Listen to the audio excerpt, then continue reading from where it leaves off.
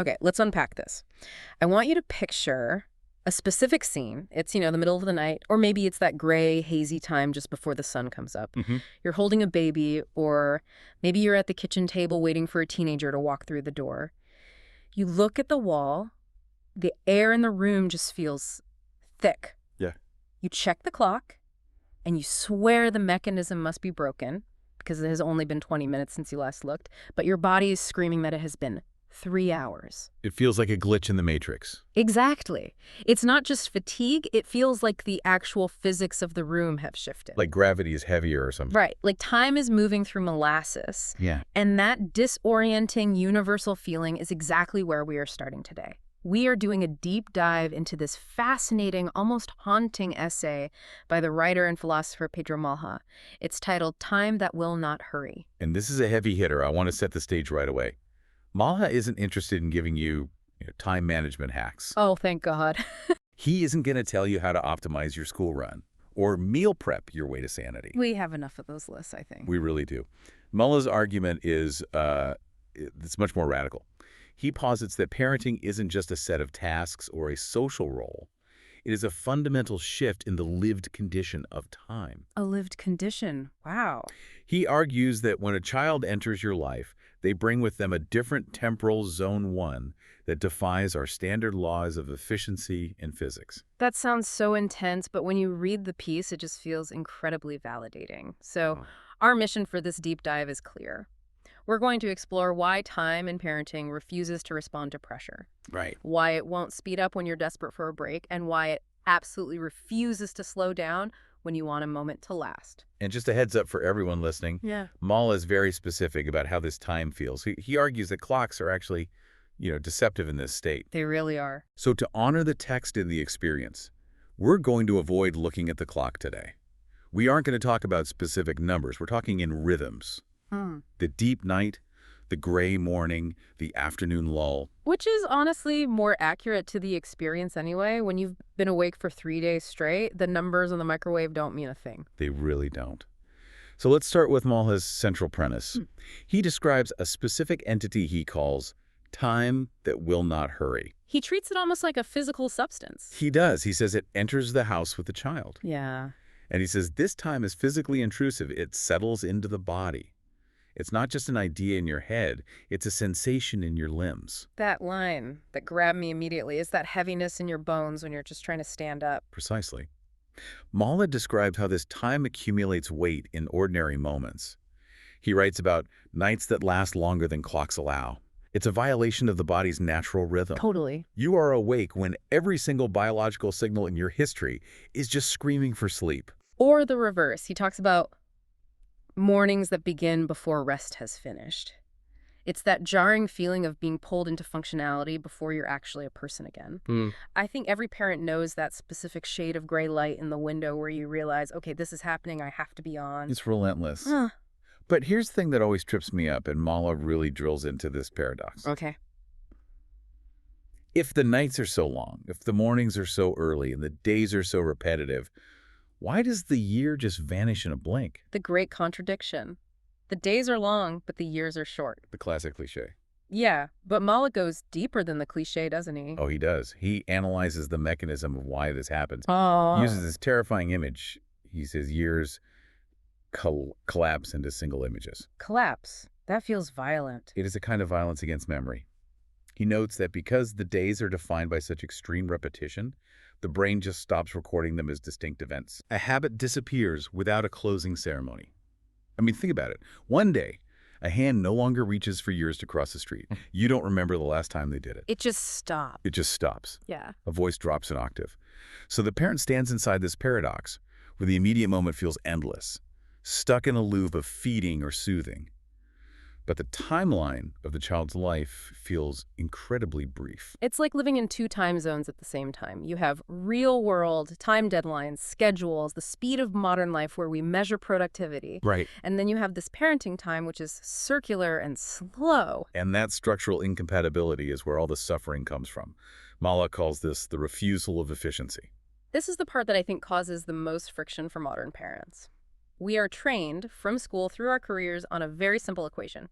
Effort equals results. Right. Input, output. If I type faster, the report gets done. If I run faster, the race ends sooner. If I work harder, I get the promotion. We are just wired for it.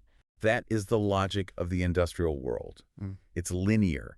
We inherit this belief that difficulty is something to be solved with more efficiency. We think, if I just try harder, I can fix this. But Mala argues that time that will not hurry violates this rule completely. It breaks the machine. It does. I mean, think about it. You can apply maximum effort to get a toddler to sleep. You can rock, shush, bounce, plead, drive them around the neighborhood in the deep night. Yeah? Does your urgency make them sleep faster? Usually the opposite. They smell the fear. They do. They sense the adrenaline and they wake up more. Exactly. Your urgency acts as a stimulant. Mala lists these specific resistances. A child's sleep cannot be rushed by adult necessity. Nope. Hunger doesn't shorten just because the parent is exhausted. Illness follows its own viral timeline, regardless of your meeting schedule. And developmental milestones, walking, speaking, emotional regulation, Oh, yeah. these things unfold at a pace that is completely indifferent to adult ambition. It's like yelling at a plant to grow faster because you have a salad scheduled for the afternoon. That's a perfect analogy. You cannot efficientize a plant. And because we are so conditioned to believe that effort equals outcome, when the child doesn't respond to our effort, we don't blame the timeline. We blame ourselves. We blame ourselves. We internalize it. We think, I'm doing it wrong. If I were a better parent, they would be asleep. If I were more organized, we wouldn't be late. If I had read the right book, this tantrum wouldn't be happening. Exactly. Maho points out that this is a critical error in interpretation. We interpret the refusal to hurry as personal failure.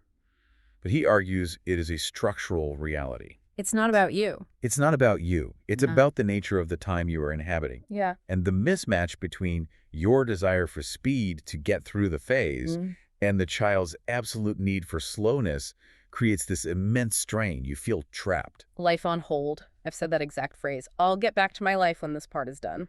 But Mala flips this. He asks us to consider a really difficult question. What if this slowness isn't a bug? What if it's a feature? What if it's a feature?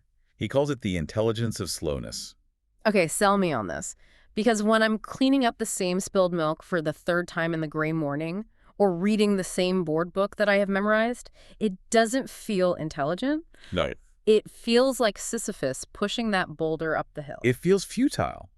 But Malha argues that a human being's nervous system, their attention span, their very capacity to exist in the world unfolds only through repetition. Okay. He says, time that will not hurry protects the process. It ensures that learning is embodied rather than memorized. Embodied rather than memorized. That feels like a key distinction. Can we break that down? Sure. Think about the difference between reading a manual on how to ride a bike and actually riding a bike. Right. If you rush a child, say, forcing them to apologize before they understand empathy or memorizing words before they grasp the concept, they might perform the behavior. They can mimic it. They can mimic what you want, but they haven't become the behavior. It's surface level. Exactly. Mala suggests that true growth learning, to walk without falling, learning to regulate anger, learning to love, this is all embodied knowledge. Okay. It requires the nervous system to practice it thousands and thousands of times. It takes 10 months of falling down to learn to stand up. So the repetition, the reading the same book 50 times, the same conversation about putting on shoes, the same routine at bedtime, that isn't wasted time. Maho would say it's the construction material. From the outside looking in, it looks wildly inefficient. Totally. Why does it take 20 minutes to put on a shoe? But from the inside, it is the only way a human being builds a self. That is a profound reframe. It stops the repetition from feeling like a punishment and makes it feel like, well, like work, valuable work. It gives it dignity. But even if we accept that the slowness is necessary, it doesn't make it easy to live inside. Malha doesn't sugarcoat the toll this takes. He's not painting some pastel picture here. No, not at all. He acknowledges that the adult body carries the fatigue. The adult mind, which is used to stimulation and speed, often feels bored or trapped. But he suggests there is a flip side. There is a specific kind of unexpected stillness that only exists inside this slow time. I loved this section. He talks about those weird, quiet pockets, watching a child concentrate on a bug on the sidewalk for 10 minutes. Yeah. sitting in the dark while they fall asleep, walking together without speaking. Those moments are significant because they allow for depth. Huh. In our normal lives, we skim, we multitask. But you can't multitask presence with a child effectively. Maha suggests that attachment forms through this low-stakes repetition, not through high-intensity special moments. So it's not the big vacation that builds the bond. No, it's the thousands of hours of just proximity. It's breathing the same air. It's being there when nothing is happening. Which leads to his point about mixed states. I found this so validating. There is this cultural pressure that we should be cherishing every moment. Oh, the pressure to cherish. It's toxic. They grow up so fast, enjoy it. But Mala says that time that will not hurry is spacious enough to hold care and irritation in the exact same hour. Yes. This is vital. You can love your child desperately and also be desperately annoyed that you are still awake in the deep of the night. Right. You can want to be with them and simultaneously want to run away. Yeah. That isn't a failure of love. Right. It's just the reality of the temporal field. Maha argues that if we stop expecting pure joy, we suffer less. Yeah. We can just accept the complexity of the moment. It's permission to be human. Speaking of which, I want to touch on the memory aspect, because this freaks people out. The great erasure. Yeah, Maha talks about the blur. I talk to friends with older kids, and they say, I honestly don't remember much of them being 3. And as a parent, that sounds like a tragedy. It's a terrifying thought. You're doing all this work, surviving these long days, and you won't even remember it. But Maha offers a really comforting scientific and philosophical explanation for this. He says this isn't lost time. It's time lived as a bodily imprint rather than a narrative story. What does that mean, a bodily imprint? Well, think about how memory works. We remember novelty. We remember the unusual, the surprise party, the accident, the big trip. Right. But parenting is largely extreme repetition and sleep deprivation. The brain doesn't record a story with a beginning, middle, and end because every day looks the same. Instead, it records it in the nervous system. So I might not remember the specific Tuesday afternoon in the rain, but my body remembers the weight of holding them. Exactly. And their body remembers being held. Maha writes, not all time becomes story. Some time just becomes us. Wow. The care is woven into the architecture of who you both are, even if the specific anecdote is gone. That takes the pressure off the need to document everything. You don't need to take a photo to prove it happened. It happened because you are who you are now. Beautifully put. But the essay, it sort of shifts gears here because eventually the physical intensity stops. The kids grow up and you think, okay, now time will speed up. Now I get my efficiency back. I can control the schedule. Exactly. But Mala warns us, time doesn't speed up. It just shifts shape. It transforms from care to waiting. The waiting. This hit me hard. Me too. When the physical demands recede, you aren't wiping noses or carrying them to bed. That space is filled by a watchful waiting. Waiting for them to talk to you. Waiting for them to come home. Waiting to see who they're becoming. Yeah. It feels harder, in a way. When they're toddlers, the problems are tangible. You can solve hunger with a sandwich. You can solve a scraped knee with a bandage. You have agency. Yeah, with a teenager. You are positioned in watchfulness. Mala describes the weight of the future. Suddenly, you realize you cannot force openness. You cannot accelerate their understanding of the world. You can't make them avoid a mistake. You often have to just watch them make it. You have to let them walk into the wall. And that loss of control is profound. Time becomes the medium through which trust develops. And trust, by definition, cannot be rushed. Cannot be rushed. You can't schedule a trust-building session for the afternoon and be done by dinner. And Maha mentions this phase often breeds a strange nostalgia. Suddenly, you miss the diapers. You miss the dependency. You miss the problems that had clear solutions. You can't solve teenage heartbreak or secrecy with a sandwich. A sandwich helps, but I get your point. It's a different league. It creates a new kind of helplessness. Well. But again, Mala insists this isn't failure. Yeah. This waiting is the work. It is the new form of time you must inhabit. You are holding the space, even if they aren't stepping into it. Exactly. So if we step back and look at this whole arc, from the slow, heavy nights with a newborn to the anxious waiting for a teenager, Mala suggests this experience changes the adult, fundamentally. It's not just something you get through. No, it rewires you. It acts as a transformation. Malha calls time a teacher of humility. Humility is a tough teacher. The toughest. But think about it. It places the adult inside processes that are larger than their will. We are used to imposing our will on the world at work, in our hobbies, in our schedules. We set a goal, we achieve it. Right. Parenting quietly undermines that entire value system. It makes the ego impractical. You learn that you are not the master of the clock. And he suggests this bleeds out into the rest of life. If you've survived the time that will not hurry, you might find yourself navigating the corporate world or your social life differently. You might. You might tolerate waiting differently. You might be less inclined to rush a colleague or force a resolution before it's ready.